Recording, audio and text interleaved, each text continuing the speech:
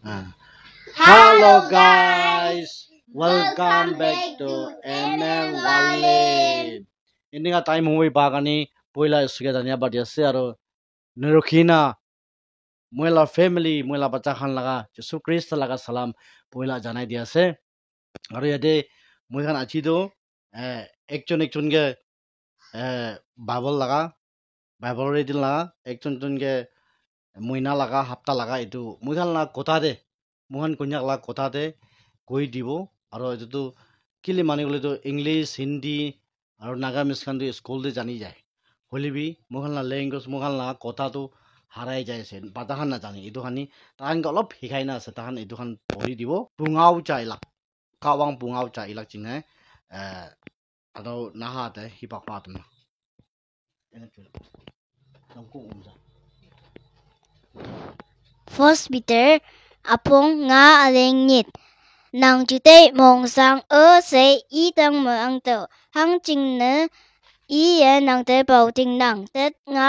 apong lim aleng nga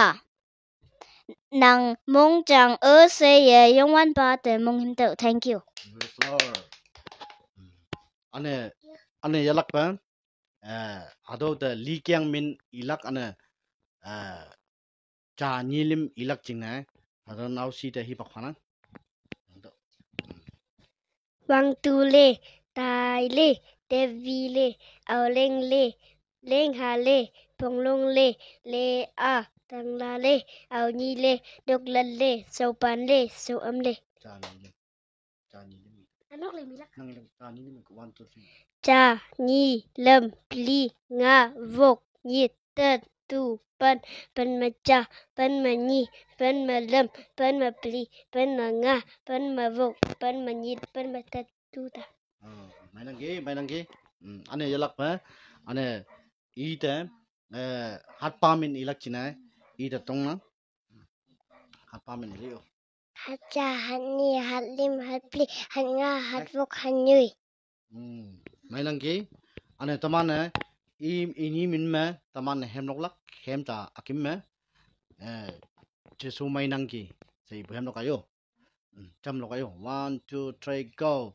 jesu mai nang ki Hallelujah Jesu mai nang ki Hallelujah Jesu mai nang ki